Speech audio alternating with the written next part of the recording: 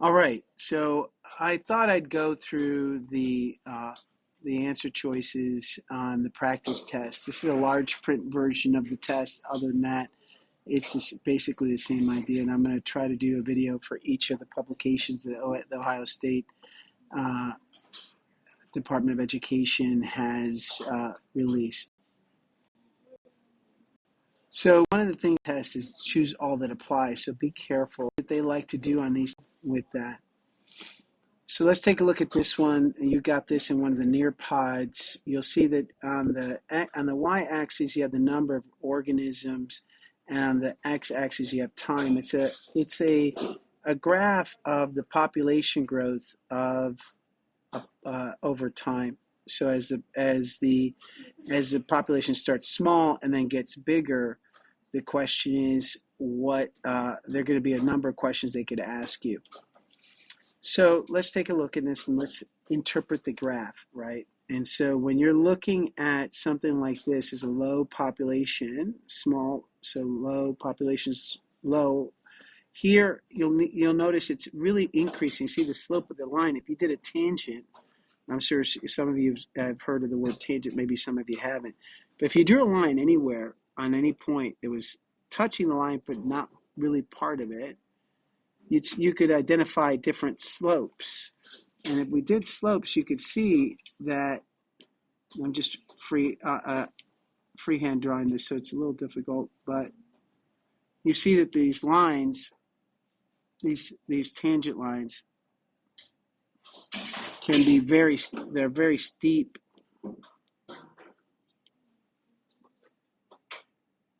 So if you drew the tangent lines, you see that this slope, remember the rise over run of these three lines are steep.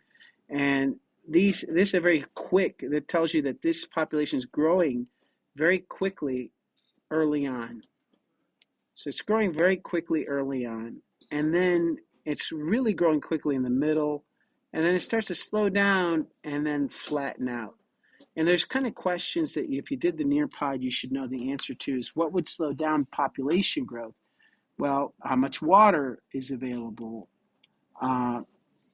You might see how much food is available, how much land is available. So those are the kinds of things you'd be looking at when you're looking at a population curve. Other things as well, how many predators are there? Right? How many predators are there? There might be a question of competition. How much competition is there? Well, the competition would be the competition for food, water, and land, right?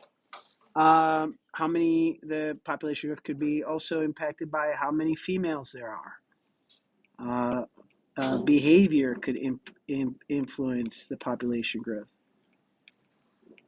But the main three are food, water, and land. And of course, predators. How many things are killing these things? How much food is there? And how much land is there?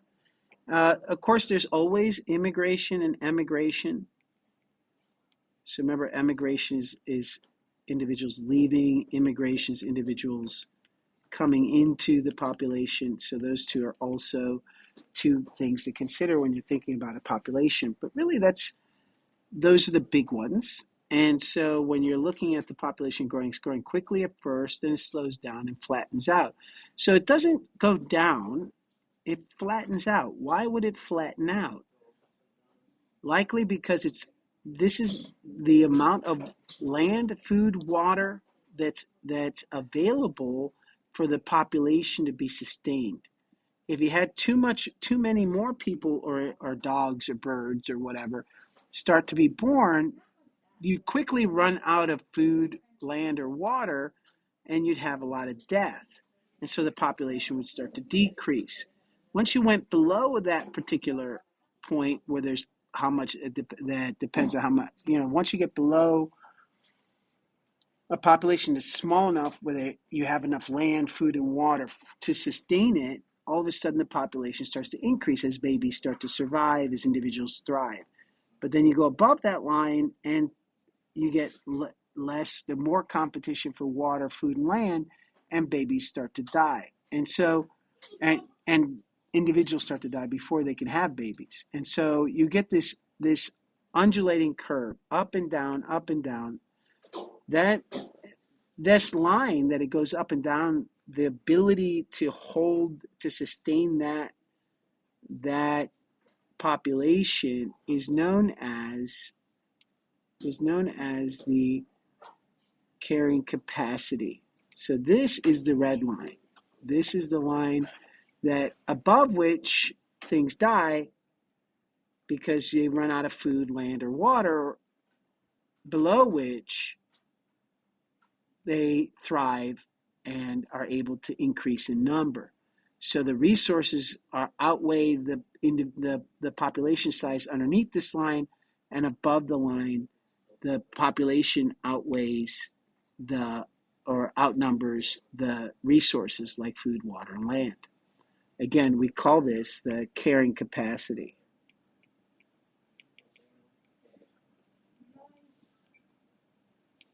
And you should have seen that in the video that was presented to you. Now, to answer the question, we can look and see that it says, what shift in population growth has occurred by point A? By the time point A happens, right, we start to decrease growth of the population. So population rate of increase, or it's not increasing anymore. It's not increasing. So the number of individuals alive here is able to be kept alive. They're able to stay alive with the resources they have. So let's read the answers. The birth and death rates are equivalent. That would be correct. The births and deaths here are equal. If the deaths were greater, the population would decrease. If the births were greater, the population would increase. So there's no increase or decrease. So it's likely the birth and death rates are about equal. The rate of immigration equals the death rate. Immigration is things leaving, right? So if individuals started leaving and the death rate, assuming the death rate is above zero, then you would have a decrease in the population, right? The population sizes of the organism and its predator are equalized. So the number of predators, numbers of individuals killing the individuals in the population, dead, dying, and those that and the size of the population are equal. Well, that doesn't make sense. If you had that many predators, how long would the population stay alive? Not long. There will be more food available than the population can consume. If there was more food available than the population could consume, then you'd have this area here. So this is where you would, in this area here is where you would see a growing population. We have more resources than the population can consume. After this space around here, you start to slow down, and then here you don't have any more population, any more resources than you have the population. They're equal, right? So the carrying capacity is reached. Any more than that, if you go above that line, then there's going to be more death than birth because you've run out of resources. So that carrying capacity is the line that separates issues with a decrease in population and versus an increase. Now, something you should make sure you realize is that in reality, this curve is rarely see in a flat line here. When you start to get real data, what you'd see is there would be an increase depending on how far back you zoom in, but there would be an increase to the population, and then as soon as it reaches near carrying capacity, right? The population doesn't know that. It's not like, oh wow, we better stop having babies because we're running out of food, water, and land. The roaches, the dogs, the cats, whatever, just going to keep having babies, but they're going to start to more and more of them are going to die out as there's less and less food available. They're going to go above the carrying capacity. Now there's really going to be a lot of starving or whatever is happening. So they're going to come down. So then as they fall down, again, it's going to be a lag time before the grass can regrow, the fruits can grow, their food source replenishes, their water source replenishes. Until then, the organisms are going to keep dying. So then at some point, the resources are going to be more available than the population that's existing. So it's going to go back up.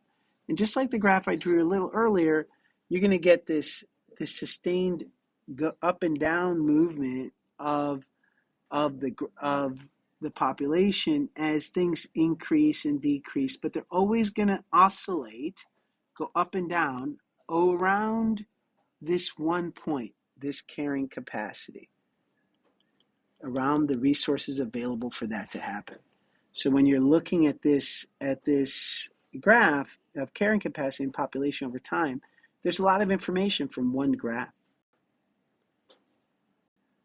All right.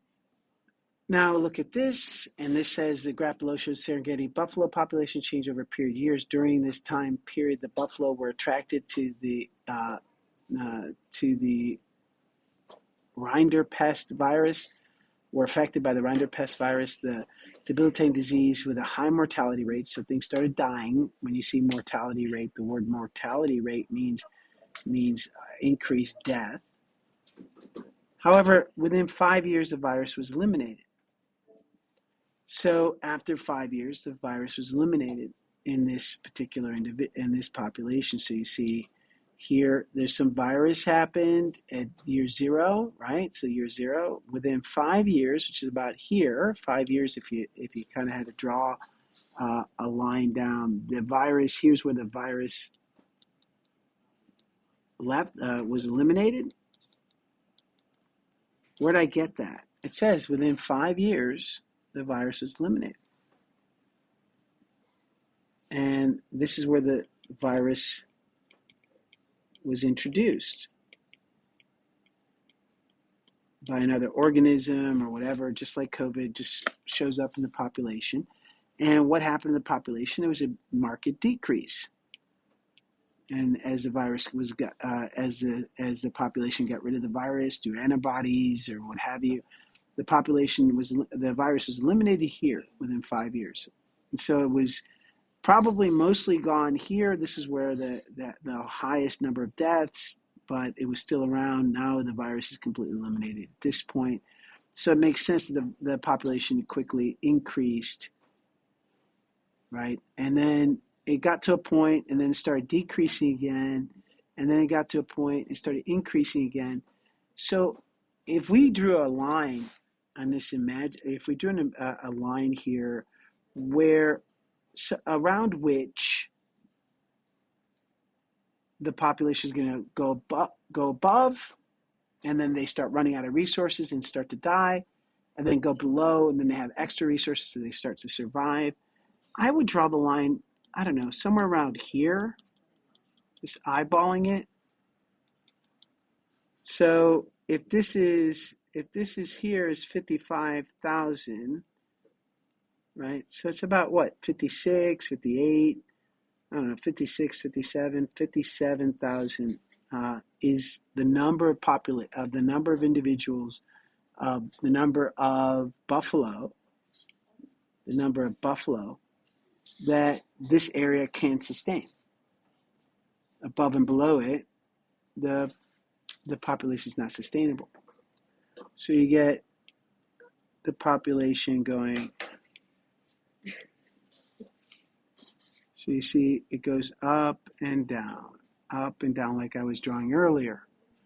This here is the carrying capacity of that population.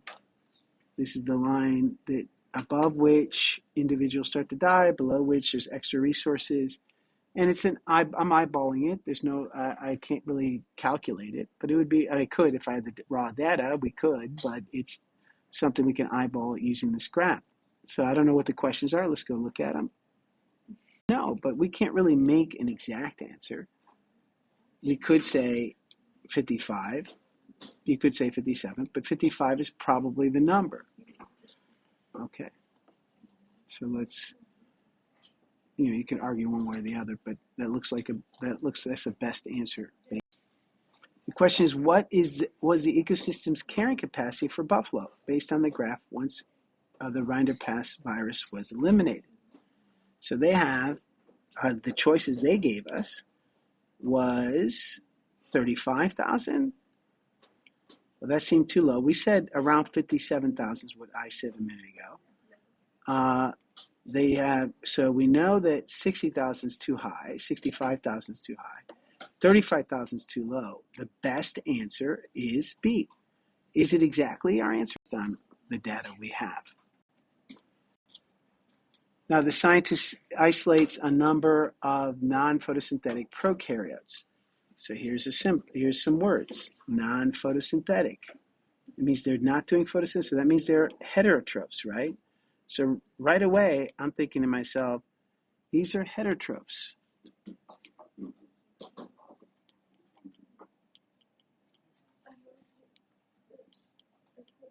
They are not making their own food. They are eating. And then this says here that they're prokaryotes. I know they don't have. I know some things about prokaryotes because I paid attention. I listened. I did my homework. I did all that. So I know prokaryotes. One, my brain is flashing all this information from all this study that we've done. No nucleus, right? We know that there's no membrane-bound organelles.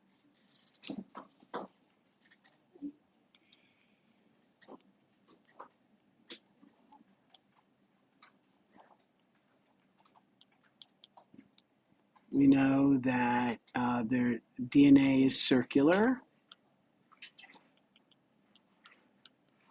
Right? Those are things we know. We know they have cell walls. So prokaryotes, also known as bacteria,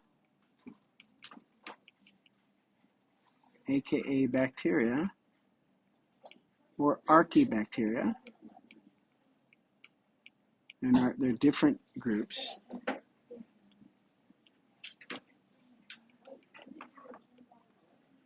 Prokaryotes, that's what we know about prokaryotes. So knowing that, which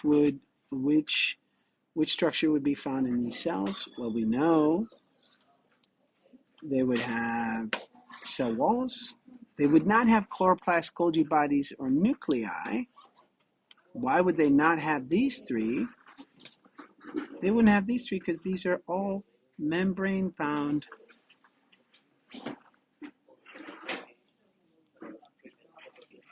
organelles.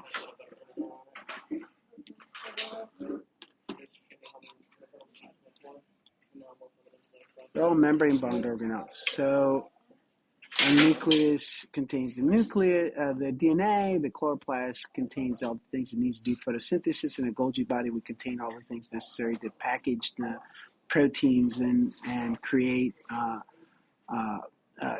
tagging molecules that are going to tell the cell where the particular protein needs to go. These three organelles are all membrane-bound. So prokaryote doesn't have any of them. And it's not photosynthetic, so it wouldn't need to do chloroplast. But there are photosynthetic bacteria or prokaryotes that don't have chloroplast. They don't have any membranes inside the cell.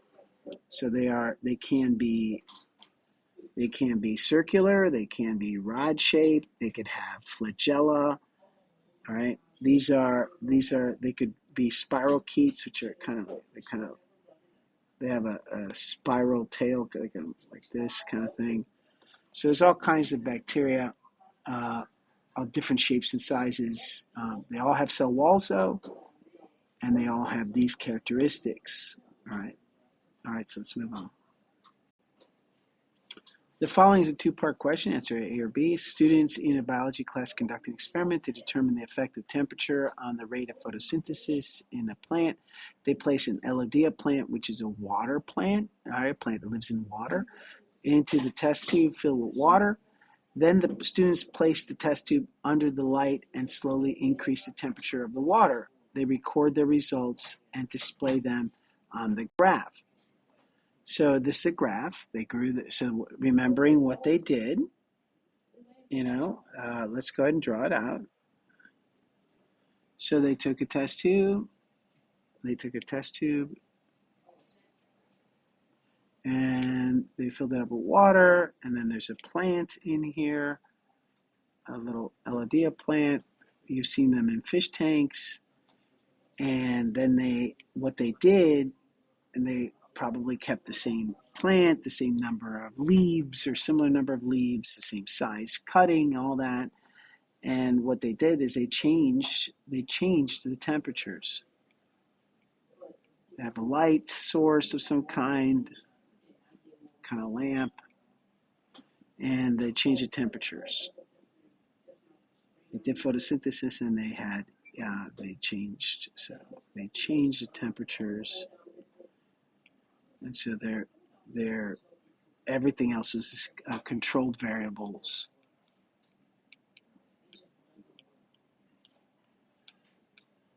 So every other variable was controlled, including the plant, the species, the number, the size, the amount of light.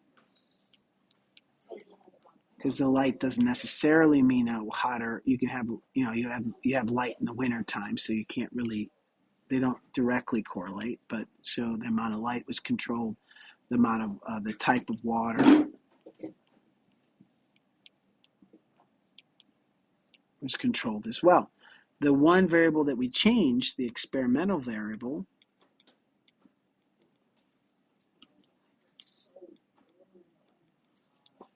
was the temperature change. So we increased the temperature so what did we, this was since we are changing it, this is the one we are changing.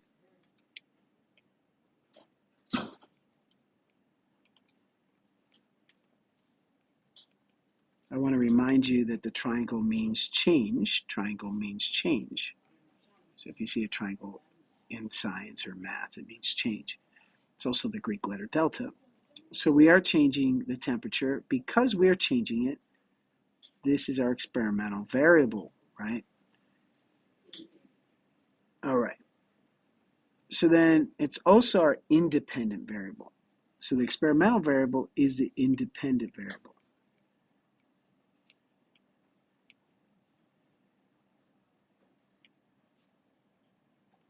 So the independent variable is the one we change in an experiment. It's not necessarily that there can be other independent variables, but the one we're changing is definitely the independent variable, an independent variable. The dependent variable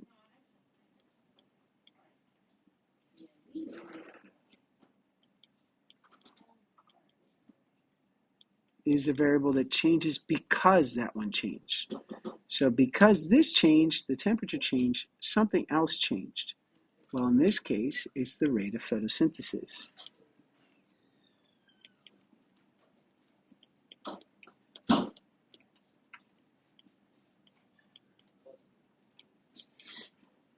The dependent variable always goes on the y.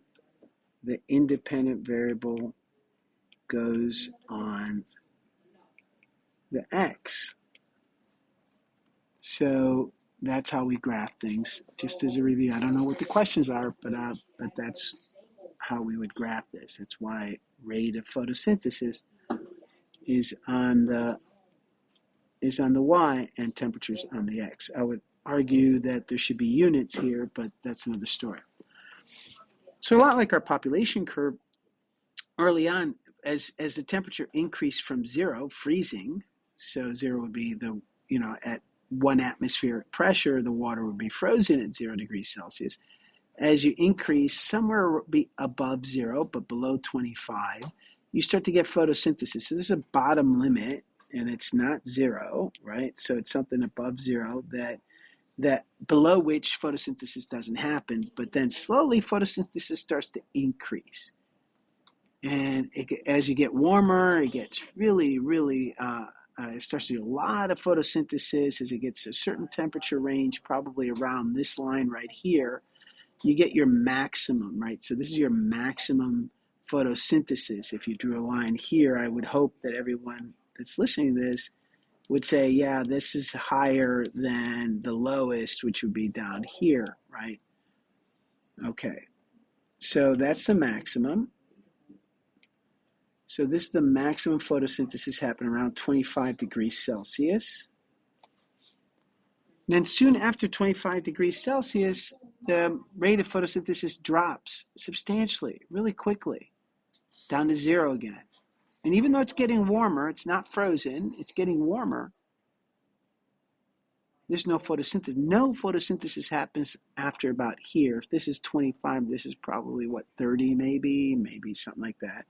But certainly somewhere around above 25 degrees. So there's probably a range where photosynthesis works really well with Alodia, and that range is probably somewhere around, around this line, somewhere around here, where you have the best photosynthesis happening. And then you have over here, you have less photosynthesis going on, and then you have this range where it's really not happening well at all, right? On the side, especially when it gets hotter. In fact, there's less tolerance for heat than there is for there's less tolerance for heat. Notice how much hotter it doesn't. You can't really get much hotter than 25 before you get it not working at all. Versus before, when it's colder than 25, everything seems fine until you get to near zero, right? So photosynthesis has a bigger range below 25 than above 25.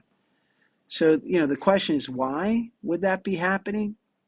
Obviously, I think it's obvious that when it's frozen, nothing's happening. So that's things are frozen. You don't really have a lot of photosynthesis going on. That makes sense. But above freezing, why does it get above 25 degrees Celsius, man? Why is it that it stops working? Well, remember that proteins are folded and they have shapes. And for photosynthesis to occur, you have to have an enzyme. These are called enzymes. We know this. They let chemical reactions happen. So the enzyme picks up something, and then it leads to something occurring, and that in the end, you still got your enzyme in the end, and you have some other product that's changed, right? So it went from this to this because the enzyme was there, the reaction changed it, whatever it is, right? Remember, it's folded, and that hydrogen bonds, which are weak, are holding the protein together, right? So as you get above 25 degrees, what happens is, and I hope you remember this from our so long discussions and labs and activities, that what happens when the temperature gets too high,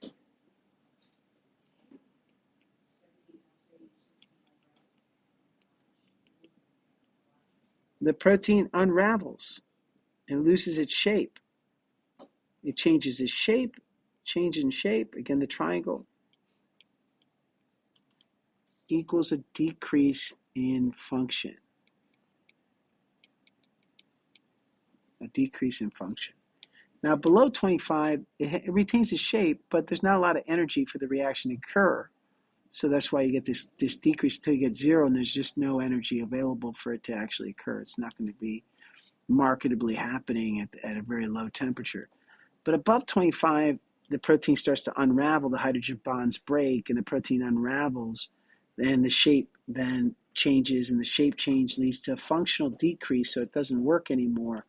And we call this denaturing.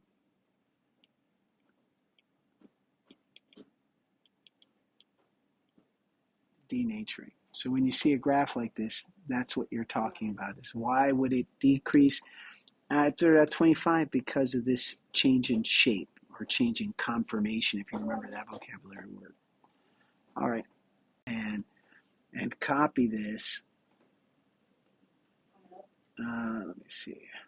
Let me just copy the whole thing. See what the question is. It says, which statement is supported by the data in the graph? The rate of oxygen production is lowest at M section. That's not true. We know M section. Let me go back and paste it here.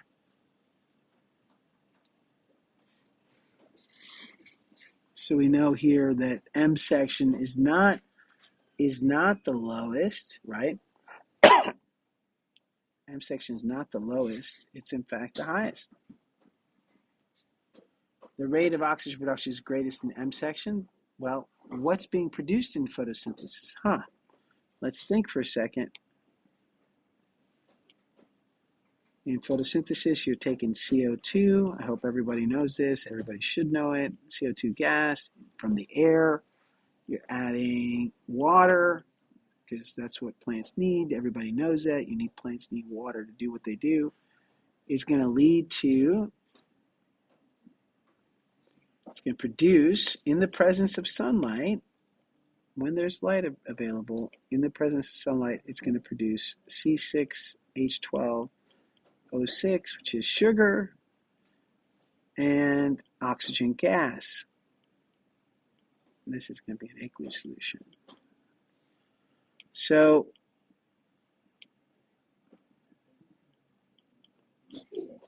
in photosynthesis, you get carbon dioxide gas being and liquid water, L water, is in the presence of sunlight. It's going to produce glucose in solution and oxygen gas. So the rate of oxygen production is greatest in M section, and that answer is correct. So oxygen gas is produced here in M section. So this is the most amount of oxygen. The more photosynthesis you do, the more oxygen you're producing. So that would be correct. So we can go ahead and put a little check by it. But we always want to check all our answers and read all of them, not because sometimes it's choose the best, or sometimes it's choose more than all that apply. So maybe there's more than one right answer. So let's go ahead and read the rest. It says the production of water molecules is greatest in L section. Well, that's not. Production of water molecules, photosynthesis is using water molecules. No water is being produced in here. In fact, it's being used. We're actually decreasing throughout the whole process. So that's not true. That's not true on various levels. And then the number of carbon dioxide molecules in the beaker is greatest in K section. So how much carbon dioxide is in that beaker or test tube or whatever? Beaker, because that's what they say. So how much CO2? You'd expected CO2 to start highest here and then start to go lower as you use it up, because remember, this side of the equation this is the reactants. They're going to be used up, and this is the product.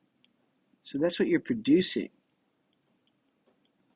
So when we're going from reactants to products, you're using up more and more of the CO2 in the water, and you're producing more and more sugar and oxygen. So as you move along, it says the number of carbon dioxide molecules is greatest at K. Well, that's not true at all. Your greatest is probably L. Of the four labeled sections, L would be the greatest amount of carbon dioxide because you've done the least amount of photosynthesis. N would have the lowest section of carbon dioxide because that's, there's no more photosynthesis after that. So you haven't used up all the CO2, you just have denatured the protein, so it's not working. So that one is not true either, so we can go ahead and choose B. All right, let's go on to the next question. It says, which statement explains the effect of temperature on the rate of photosynthesis? So let's go ahead and paste that chart back here again and take a look at that. So what is happening with temperature? If I were just to describe without even looking at the answers, I'd say temperature increases photosynthesis rate until around 25 degrees, where then above that temperature decreases the photosynthesis rate, and soon thereafter ceases completely. Photosynthesis ceases completely. So oxygen molecules break down at temperatures above 25 degrees. Well, there's several reasons why this is wrong. Number one, if oxygen molecules broke down after 25 degrees, we'd all be dead because there would be no oxygen for us to breathe because we're constantly in areas above 25 degrees Celsius. So that doesn't make any sense at all. So that's not true. Also, oxygen is being produced, not used by photosynthesis. So if it were true that oxygen would break down after 25 degrees, it still would not impact photosynthesis because what's being used in photosynthesis is carbon dioxide and water. So this is not correct for those two reasons. The rate of photosynthesis is unaffected by the temperature of the water. Well, that's obviously not true. Rate of photosynthesis, you see the line going up and down. I mean, that's just, if you could read a graph, I think it's clear that there's no way that that's correct. The number of chloroplasts in the cell decreases as the temperature increases. The number of chloroplasts in the cell decreases as temperature increases. Well, we know chloroplasts do photosynthesis. I don't know how that would happen, how the number of chloroplasts would decrease because the temperature increases, but let's assume it could happen. If chloroplasts decreased as temperature increased, would that get us more photosynthesis or less? If we get us less, is that what we see on this graph? Are we getting less photosynthesis as the temperature increases? No, not generally. Not generally. So that doesn't make any sense. It doesn't really jive with the graph. So this one's also wrong. Enzymes involved in a plant photosynthesis are disrupted at temperatures above 25 degrees. Even if you didn't know the vocabulary word denature or unravel, or you didn't know that the shape changed for the enzyme, this one is the one that makes the most sense. After above 25 degrees, the enzymes start to be disrupted. They use the word disrupted, so you don't have to remember the word denatured, right? So that's correct. That one is the correct answer, and is the only one that makes the most amount of sense, right? All right, let's go to the next question. Scientists is examining a pedigree that includes several generations of an organism, XX, XY chromosome sex determination. So this is a pedigree that has, some organisms don't use XX for female and XY for male, but many do. So we have to remember that. Which pattern of inheritance would support the hypothesis that the trait being studied is recessive sex-linked trait found on the X chromosome, recessive X-linked? So let me just draw a quick pedigree, reminding you what it looked like. I don't think I need to. You've had a lot of these problems. You guys have showed you understood them. Some of you come to tutoring, you didn't understand things, and you were able to figure things out in tutoring. So I have confidence that the vast majority of you are going to be able to answer a question like this. But just in case, I'm going to go ahead and draw it out, and we're going to say what they're asking. The question they ask is, which pattern of inheritance would support the hypothesis? Support, let me go ahead and highlight that. And when you're on the test, I would suggest you definitely highlight support the hypothesis that the trait being studied is a recessive sex-linked trait found in the X chromosome, on the X chromosome. The trait is only expressed in males who have a father with the trait.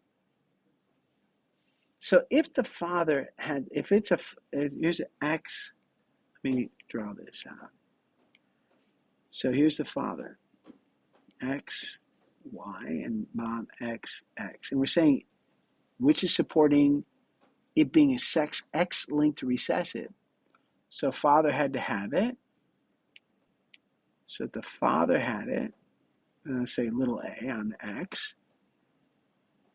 And if only the sons had it, how would that make sense? Because what does dad give?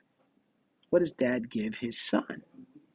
Dad gives his sons the Y chromosome. He doesn't give an X to his boys. Mom, on the other hand, does give the X to the boys. So their boys got the X from mom, not dad. So A is not even a possibility. And why is A not even a possibility? Because dad gives the Y to his boys. The trait is expressed in half of the female organisms and all of the male organisms. Half of the females and all the male organisms. Well, that would support it because more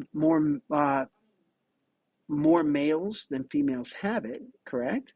Remember, that's the rule. If you see more males than females have it, that's generally, we think, that's because if dad gives his X and his X has his X chromosome, his X chromosome, and mom gave this girl her X, his X chromosome has the little A, then his daughter could have it.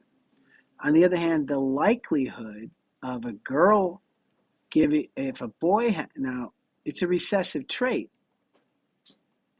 Even though she has the gene, does she have the disease? No, because she has two X's. So because girls have two X's and boys only have one, it's more likely that boys have it than girls. It's more likely because boys only have one X. If they get the X with the gene, if mom had it, for instance, had that disease or had the gene at all, even if she's heterozygous, there's a 50-50 chance that her boys will have that disease because all they have to do is get one copy because boys only have one X. All right, the trait is mostly expressed in males who have a maternal grandfather with the trait. All right, so maternal grandfather. So that would mean that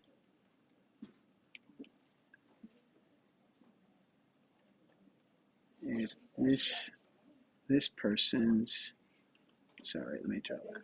Maternal means mother, had a father who had it, right? Had a father who had it. She, of course, did not have it.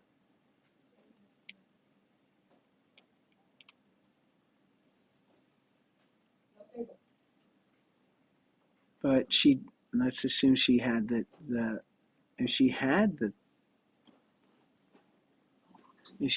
the gene, then it's certainly, certainly it's possible that this person here, the trait mostly expressed by males males who have a maternal grandfather with the trait, so all the males mostly expressed by males that have a maternal grandfather with the trait.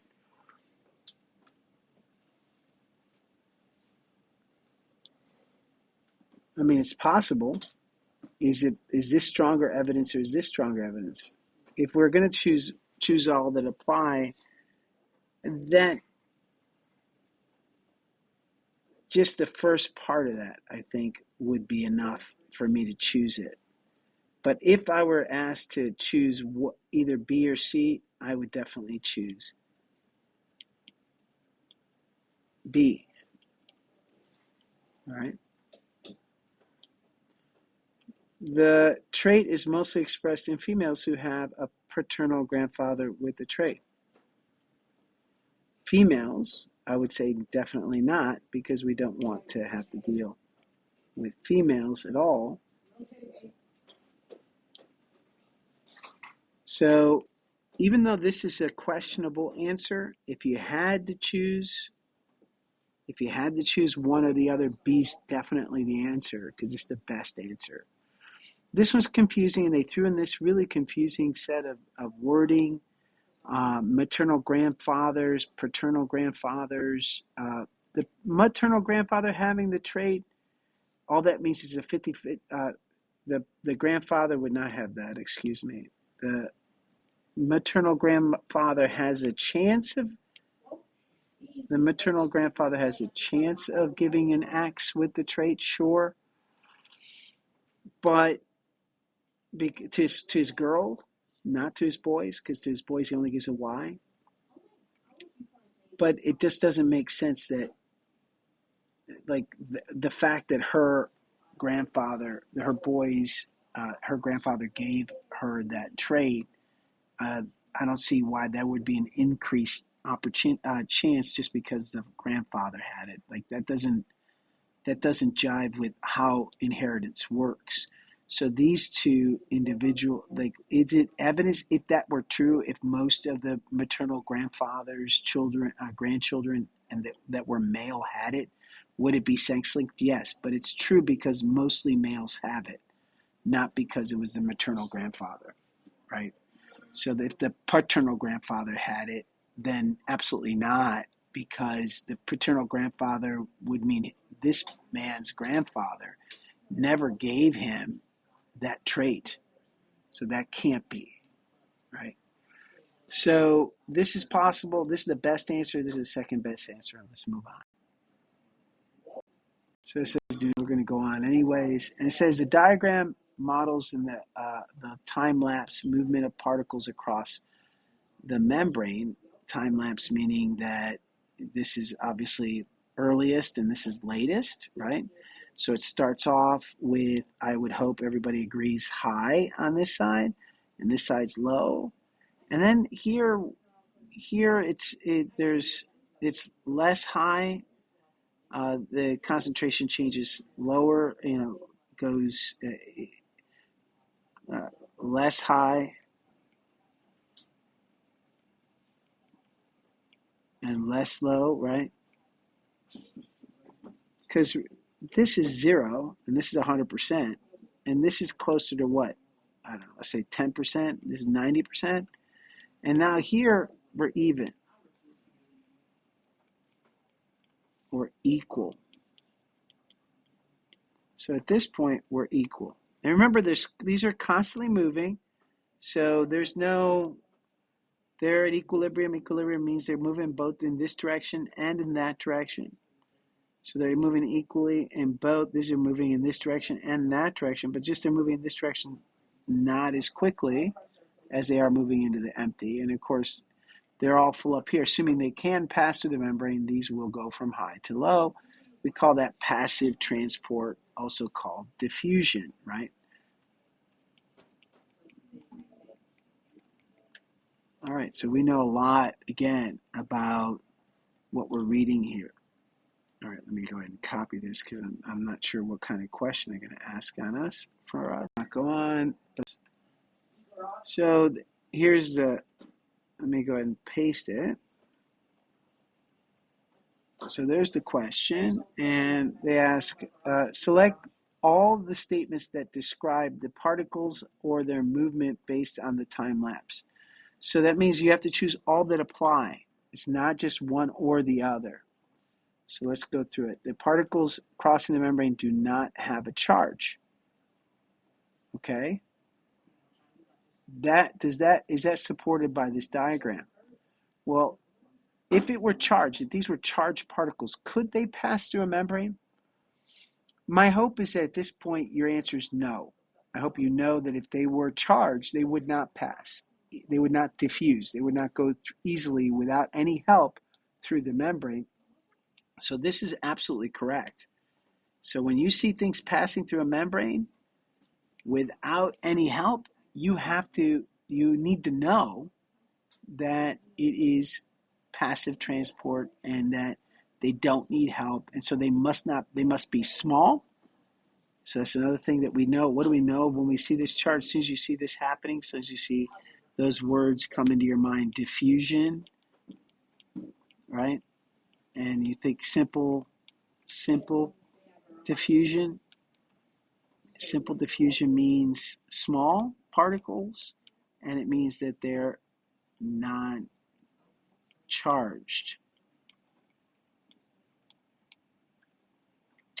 They might be polar like water, but if they're moving quickly, they're likely not even polar. They're likely not, but they're certainly not charged, which means they don't have a positive,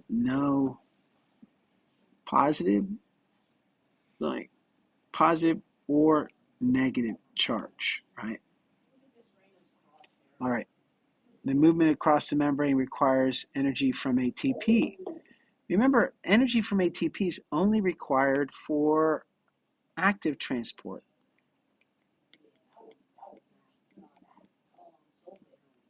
And active transport is from low to high. So if you're going from low to high, yeah, you would need some kind of energy to push it against the concentration gradient. But here we're going from high to low, so that's passive. So this one's wrong. That is not an answer. Okay? So the movement across the membrane requires energy from glucose. Well, that would be active transport. That's energy, and it's only necessary from low to high, and this is from high to low, so that's not an answer either. The movement across the membrane does not require added energy. So to move across the membrane, does it need any energy? No, because it's going from high to low. It'll just keep moving this direction, and they'll kind of float back and forth. No extra energy needs to be added to this system. So this one is correct. So this one's also correct. And it says the particles crossing the membrane could be proteins or carbohydrates. So proteins and carbohydrates, it can be charged, they can be large. They're certainly larger, they're not small, and they're likely charged. So you'd have to say this cannot be the answer, right? Because we said it had to be small and not charged, so that's not it. The particles crossing the membrane could be water or oxygen. Well, neither oxygen nor water are charged. Even though water is polar, it is not charged, and oxygen is not charged, and they're small. So yeah, that's possible. It could be water. If it were water, it's not diffusion, it's osmosis, but they could be water and they could be oxygen. The particles crossing the membrane have a strong positive or negative charge. Well, we already answered that in the, I think it was B. No, what was it? We already answered in A. There's just a different version of the same thing. They can't be charged because they wouldn't cross without any help. So that's the answers. Those are 3 correct answers and why. I'm going to go ahead and upload the video now, and then I will continue another video after this to make sure that the videos aren't too long for you.